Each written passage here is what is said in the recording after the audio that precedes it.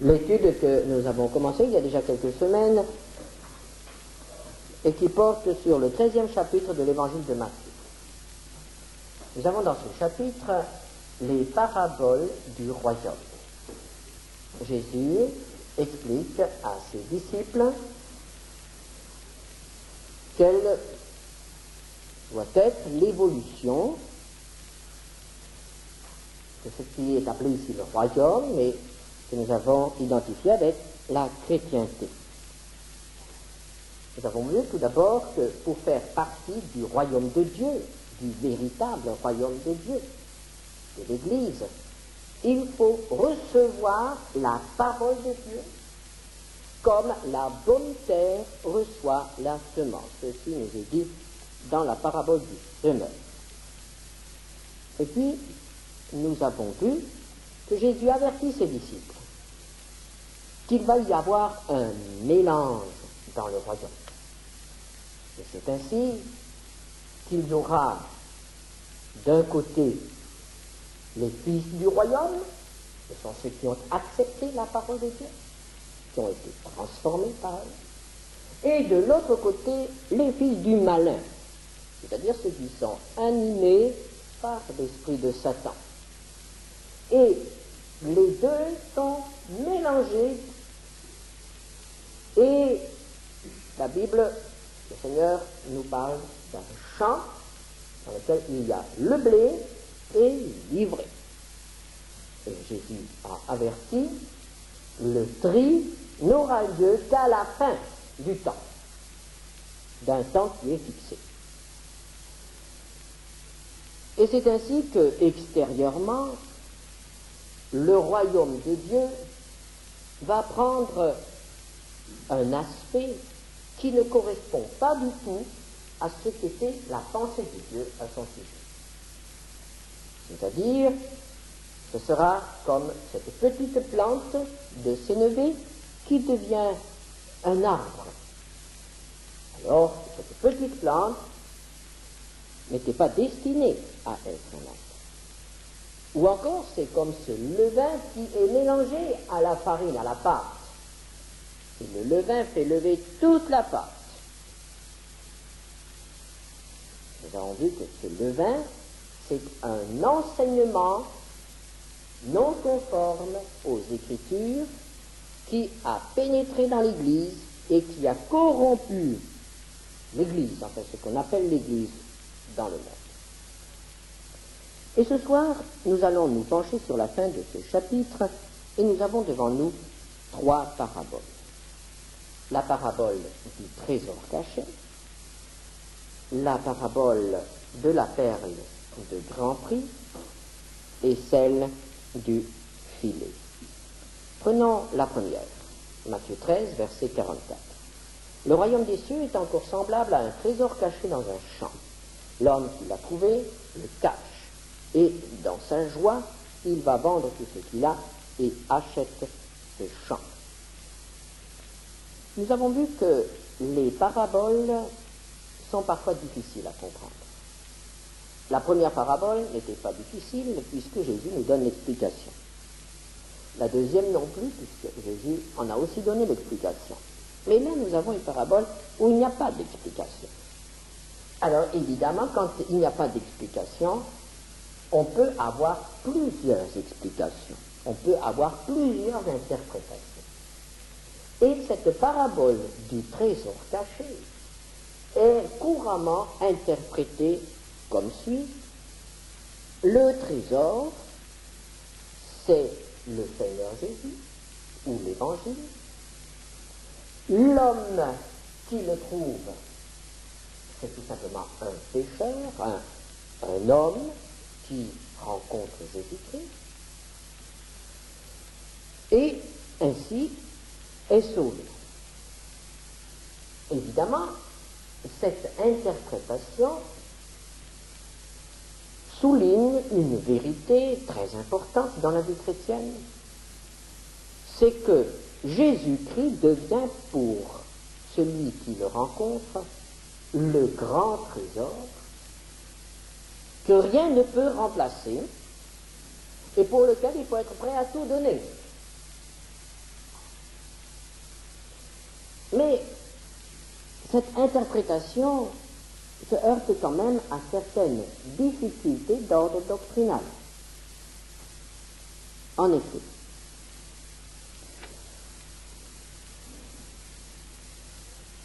la Bible nous dit clairement que nous ne pouvons pas acheter le salut. Nous ne pouvons acheter ni l'Évangile, ni le Christ.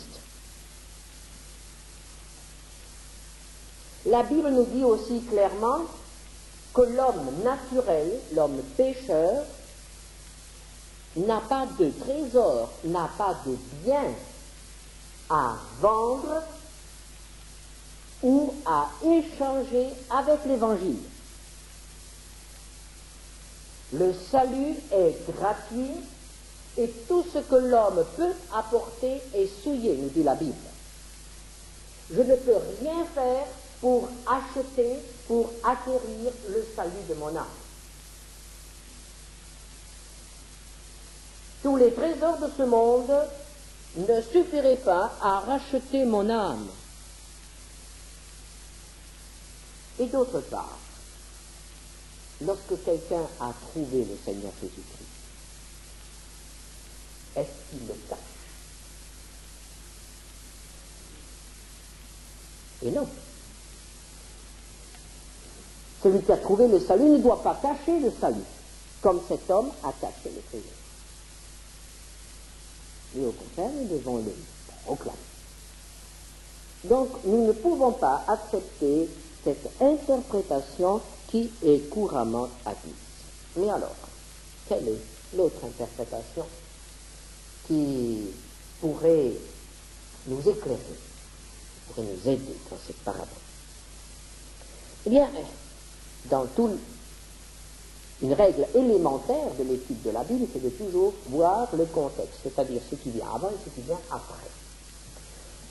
Eh bien, ici, nous avons, avant cette parabole, donc avant le verset 44, nous avons, à partir du verset 36, l'explication de la parabole de l'ivraie dans le champ. Au verset 36, nous lisons « Alors Jésus renvoya la foule et entra dans la maison. Ses disciples s'approchèrent de lui et dirent « Explique-nous la parabole de l'ivraie du champ. » Et Jésus explique cette parabole à partir du verset 37 jusqu'au verset 43. Et l'explication qu'il donne de cette parabole insiste sur un fait absolument fondamental, un fait que nous devons connaître, que nous devons garder à l'esprit chaque fois que nous pensons à ce temps de l'Église, c'est le mélange. Jamais, jamais l'Église ne peut rester absolument sans mélange. Une Église parfaite n'existe pas, c'est-à-dire les églises locales. Il y a le mélange. Satan essaiera toujours de semer l'ivraie dans le champ. Il y a le mélange. Et le tri, le partage, se fera seulement à la fin du monde, comme dit le Seigneur Jésus ici. Et ce sont les anges qui feront le partage. Il y aura là un tri final. Et c'est alors, après leur avoir expliqué cela, que Jésus présente ces trois paraboles, qui ne sont donc pas trois choses différentes, mais ce sont trois paraboles qui doivent servir d'illustration à la parabole de l'ivraie dans le champ, et qui doivent servir à faire comprendre la parabole de l'ivraie dans le champ. Et c'est seulement après avoir dit ces trois dernières paraboles que Jésus pose la question au verset 51, « Avez-vous compris ?» Donc ces trois paraboles font partie de la réponse de Jésus à la question « Explique-nous la parabole de l'ivraie ». c'est-à-dire explique-nous cet enseignement sur le mélange. Donc ces trois petites paraboles doivent nous fournir des éclaircissements sur ce qui est enseigné dans la parabole de l'ivraie dans le champ. Que va-t-il se passer au moment de la crise qui marquera la fin du mélange? Et là, Jésus prend trois situations différentes. Et il prend d'abord l'image du trésor dans le champ.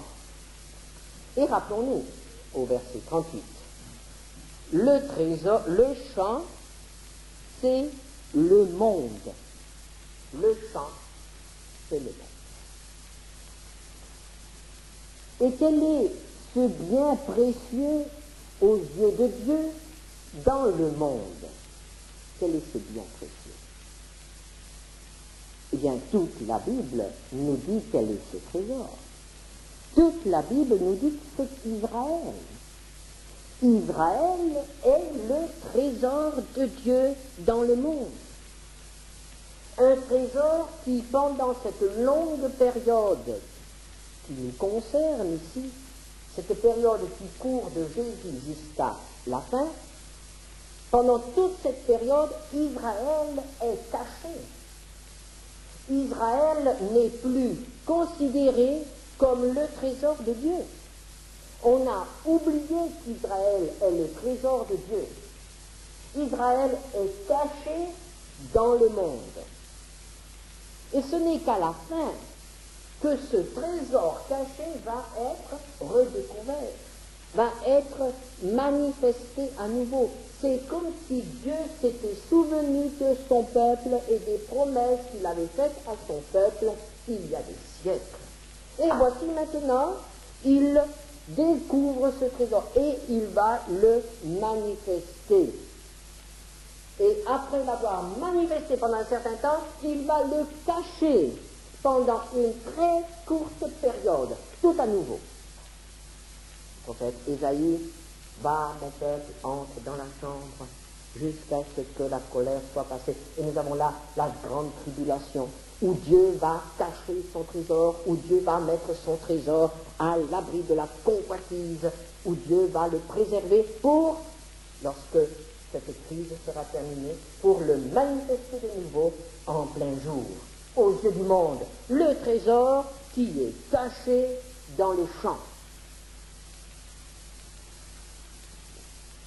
Ce trésor appartient à Dieu,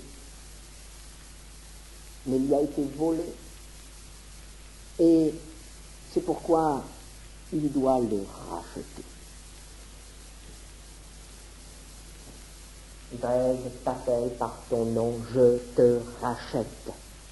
Et toutes les promesses de restauration comportent cette pensée du rachat, une rançon qui est donnée. Et c'est le Fils de Dieu, le Seigneur Jésus-Christ, qui a payé le prix aussi pour le rachat d'Israël. Car nous savons très bien qu'Israël ne peut pas se racheter lui-même. Nous savons très bien qu'Israël ne peut rien donner non plus pour son salut. Israël sera sauvé par grâce. C'est là, à mon avis, l'interprétation, la signification de cette parabole du trésor caché. Et nous arrivons alors à la deuxième. Versets 45 à 46. Le royaume des cieux est encore semblable à un marchand qui cherche de belles perles. Il a trouvé une perle de grand prix et il est allé vendre tout ce qu'il avait et l'a achetée. Ici, il ne s'agit plus d'un trésor, mais il s'agit d'une perle. Et la perle, c'est quelque chose de tout différent. La perle est différente de l'or, par exemple. L'or se trouve dans la terre, la perle se trouve dans la mer. Et dans la Bible, alors que la terre est souvent une indication sur le peuple d'Israël, la mer, quant à elle, c'est une indication pour les nations. La mer. Et c'est donc quelque chose qui va être trouvé parmi les nations, quelque chose qui va se trouver dans la mer. La perle, c'est le produit de la souffrance. Vous savez tous comment la perle naît. La perle, c'est d'abord un petit grain de sable, un petit quelque chose qui se glisse entre la coquille et l'animal, et l'huître. Lorsque l'animal ne peut pas expulser ce grain de sable qui le blesse, il sécrète un produit dont il enrobe le grain de sable. C'est donc de son côté, par sa souffrance, qu'il produit la perle. La perle est toujours le produit d'une souffrance. Et ainsi, l'animal n'est plus blessé. Et ceci nous fait aussi penser à certaines choses qui sont dites de l'Église. L'Église est née des souffrances du Christ. On dit souvent que l'Église est sortie du côté percé de Jésus. C'est quelle belle image pour l'Église. Et la perle, c'est aussi le symbole de la pureté. Et lorsque nous voyons dans l'Apocalypse au chapitre 21, une description de la Jérusalem céleste, nous lisons, chapitre 21, verset 21, les 12 portes étaient 12 perles. Chaque porte était d'une seule perle. Nous avons là aussi une indication concernant l'Église par laquelle entrent maintenant, dans cette période, les nations pour qui on part au royaume de Dieu. Et voici donc cette perle qui est là et qui doit être rachetée. Et là, c'est la même chose que pour le trésor, je pense. C'est Jésus qui a racheté cette perle. C'est Jésus qui est allé la chercher. Et c'est Jésus qui va la présenter un jour devant son Père. Quel jour ce sera? Ce jour-là, il y aura cette crise, il y aura les tri. Actuellement, ce qu'on voit de l'Église, ce sont ses formes extérieures, les bâtiments, les responsables. Ce qu'on voit, ce sont les églises, l'église catholique, l'église protestante, l'église, toutes les églises qui peuvent se présenter. Mais en réalité, nous savons très bien que ces diverses organisations ne sont pas l'Église. L'Église, c'est l'ensemble des rachetés du Seigneur. Il y en a quelques-uns dans telle Église, il y en a un peu plus dans une autre, il y en a un peu moins ailleurs. Mais la véritable Église est composée de tous ceux qui ont accepté le Seigneur Jésus-Christ et qui ont fait l'expérience de la nouvelle naissance. Ces gens qui ont reçu le Saint-Esprit et qui ont été transformés intérieurement par le Saint-Esprit, cela forme ensemble l'Église du Seigneur Jésus-Christ, l'épouse de Christ. Mais cette épouse est en grande partie invisible. Invisible aux yeux du monde. Ce que le monde voit, ce sont les églises.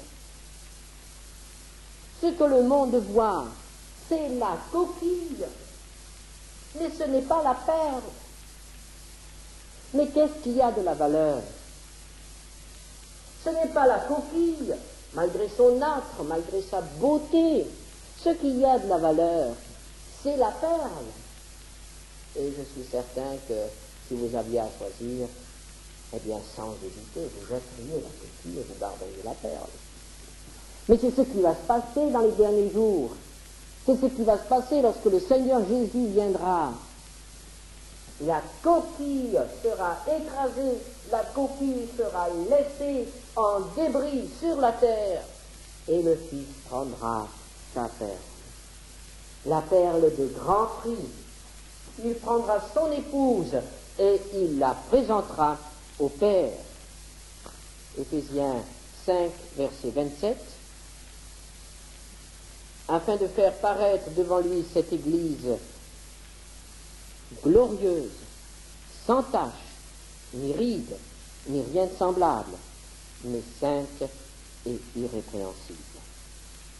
Une perle de grand prix, une perle parfaite, une perle sans aucune tache, sans aucune tare. Ce sera l'Église, rachetée par le sang de Jésus. Et maintenant la troisième parabole. La parabole du filet, au verset 47. Le royaume des cieux est encore semblable à un filet jeté dans la mer et ramassant des poissons de toute espèce. Quand il est rempli, les pêcheurs le tirent et, après s'être assis sur les rivages, ils mettent dans des vases ce qui est bon et ils jettent ce qui est mauvais. Voici la parabole. Et ici, nous avons une explication. Il en sera de même à la fin du monde. Les anges viendront séparer les méchants d'avec les justes, et ils les jetteront dans la fournaise ardente, où il y aura des pleurs et des grincements de dents. Et jetez un coup d'œil sur le verset 41. L'explication de l'ivrée, de la parabole de l'ivrée. Le Fils de l'homme enverra ses anges qui arracheront de son royaume tous les scandales et ceux qui commettent l'iniquité. Et ils les jetteront dans la fournaise ardente où il y aura des pleurs et des grincements de dents. Alors les justes resplendiront comme le soleil dans le royaume de leur Père. C'est ainsi que les deux explications se rejoignent. La parabole de l'ivrée et la parabole du filet. Mais alors que dans la parabole de l'ivrée, nous avons un ennemi qui sème l'ivrée. Le mal est provoqué par l'activité du méchant. Ici, il s'agit d'un filet qui est jeté dans la mer. Et nous comprenons maintenant la signification de la mer. La mer, c'est l'humanité. Mais alors ce filet, qu'est-ce que ce filet? Certains ont pensé que c'était l'évangile. L'évangile qui est jeté, qu'on retire. Eh bien, il me semble que non, parce que l'évangile fait déjà un tri. Ceux qui acceptent l'évangile, mais ceux-là deviennent fils du royaume. Donc, ce ne peut pas être l'évangile. Le filet dans la mer, ce n'est pas l'évangile. Alors, qu'est-ce que c'est? Eh bien, je dirais, c'est la coquille de l'huître. N'est-ce pas? C'est la coquille de l'huître. C'est-à-dire, ce sont les organisations chrétiennes qui sont là comme une masse, comme un filet dans la masse humaine, et qui ramassent bon et mauvais. Dans ces organisations chrétiennes, il y a les enfants de Dieu, et il faut le reconnaître, il y a aussi beaucoup qui ne sont pas enfants. Ces organisations qui forment la chrétienté, et c'est là comme un filet. Et que va-t-il se passer? Eh bien, à un certain moment, les anges viendront et feront le tri dans ce filet. Et d'un côté, ils recueilleront ceux qui appartiennent au Seigneur et qui sont appelés ici les justes, et de l'autre côté, ils jetteront dans la fournaise ardente ceux qui n'appartiennent pas au Seigneur. Ce sera la fin du mélange. Le grand tri, le grand nettoyage final, juste avant le début de ce temps où Christ régnera sur la terre et où il n'y aura plus de mélange, où il n'y aura plus de confusion. Alors, on y verra plus clair. Et c'est ainsi que nous sommes quand même frappés de voir que dans ce chapitre 13, le Seigneur insiste tellement sur cette vérité, l'existence du mélange et de la confusion même dans les milieux chrétiens. Et voyez-vous, nous en aurons de plus en plus. Et dans la fin des temps, avant le retour du Seigneur, il y aura une telle confusion, même dans les églises évangéliques, dans les églises où pourtant on sait qu'il y a un mélange, et on fait attention, mais malgré cela, il y aura une telle confusion, même dans les églises fidèles, que finalement il n'y a que les anges qui pourront y voir clair. Alors, il faut savoir cela. Il ne faut pas se laisser éblouir, il ne faut pas se laisser séduire. Dans les derniers temps, il y aura des doctrines de démons. Dans les derniers temps, il y aura toutes sortes de séductions. Il y aura une fausse spiritualité. Il y aura de faux miracles. Il y aura une prédication séduisante. Il y aura toutes sortes de choses qui pourront troubler les enfants de Dieu. Mais il faut rester attaché à la parole du Seigneur. Il faut faire confiance au Seigneur qui saura mettre fin au mélange et qui saura établir son règne sur la terre. Et c'est là l'enseignement de ces 7 paraboles de l'évangile de Matthieu que nous avons appelées les paraboles du royaume. Et lorsque nous prions que ton règne vienne, nous voulons dire, Seigneur, mets fin au mélange et viens régner toi-même sur la terre comme tu l'as promis. Et nous croyons que Jésus viendra lui-même régner sur cette terre. Mais il ne régnera que sur ceux qui l'ont accepté comme sauveur et Seigneur. Est-ce que chacun de nous ce soir est au clair à ce sujet? Est-ce que chacun est vraiment persuadé d'être sauvé?